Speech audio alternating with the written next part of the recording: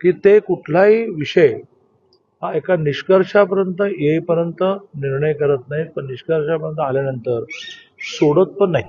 ते टेकडीचा विषय संपला बहुतेक. कृषी मंत्री जवळच आहे सांगून ऊसतोड नियंत्रणात यंत्र असू देत अनुदान मिळवून देतो म्हणून भरपूर शेतकऱ्यांची फसवणूक केली. तब्बल 150चा आकडा अजित पवारांना भेटायला गेले तर मला विचारून वाल्मिक कराडला पैसे दिले का, अशा प्रकारचं अजित पवारांनी वक्तव्य केलं.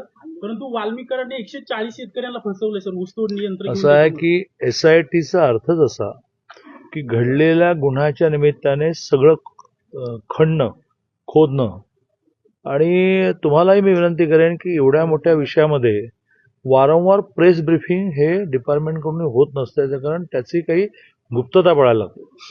आता तुम्हाला दिसतंय की ना की आता आज वाल्मिक कराडांचा शस्त्र परवाना रद्द झाला, त्याच्या आधी सगळ्यांना मोका लागला.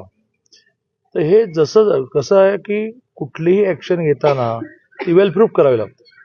न्यायालयातच अन्याय झाला आणि लगेच तुमची ऍक्शन जर खारिज झाली तर पोलीस दलाचं, प्रशासनाचं मनोबल ढासळतं.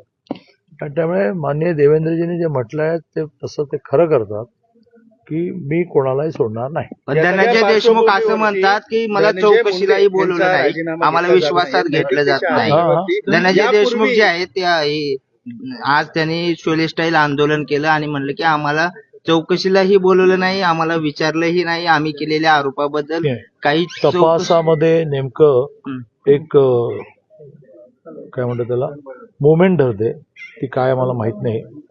आणि त्यात त्यांना बोलवलंय नाही बोलवलंय असंही कळतंय की त्यांना थोडंसं म्हणजे माहित नाही मला, म्हणून म्हटलं की काहीच बोलायला नको.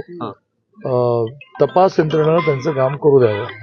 सगळ्या पार्श्वभूमीवरती नैतिकतेच्या आधारावरती धनंजय मुंडे यांचा राजीनामा घेतला जात नाही. यापूर्वी अनिल देशमुख असतील, संजय राठोड असतील यांचा राजीनामा घेतला होता, मात्र त्यांचा राजीनामा घेतला का नाही जात? माननीय देवेंद्रजी हे 14 पासून महाराष्ट्राच्या राजकारणाचं नेतृत्व करतात. जरी मध्ये सरकार गेलं तरी ते विरोधी पक्ष नेता होते. सरकार आलं, उपमुख्यमंत्री होते, हेवी मेजॉरिटी बीजेपीची आली, तर महायुतीचं सरकार पण ते मुख्यमंत्री झाले. या सगळ्या काळातला अनुभव असा आहे की ते कुठलाही विषय हा एका निष्कर्षापर्यंत येईपर्यंत निर्णय करत नाहीत, पण निष्कर्षापर्यंत आल्यानंतर सोडत पण नाही. दादा, अभिनव एज्युकेशनच्या संस्थेची बँक ऑफ बडोद्याकडे 20 कोटीची थकबाकी होती, तर त्यांनी 134 कोटींची त्यांची जागा जप्त केली, सील केली. विद्यार्थ्यांना मी पहिलं तर यांचं अभिनंदन करतो की शहरात घडणाऱ्या इतक्या बारीक बारीक विषयांची पण यांना माहिती आहे. अभिनव नावाची जी शिक्षण संस्था आहे तर त्यांनी बँक ऑफ बडोदातून लोन घेतलं होतं संस्थेच्या विकासासाठी. ते थकलं आणि थकल्यानंतर बँक जे करते ते त्यांनी केलं आहे की त्याने त्याची जप्ती केलेली आहे. शिक्षण मंत्री म्हणून मी एवढंच सांगेन, विद्यार्थ्यांचं नुकसान आम्ही होऊ देणार नाही. संस्थेने थोडीफार अमाऊंट भरण्याची तयारी दर्शवली आहे की जेणेकरून जप्ती तात्पुरती स्थगित करता येईल.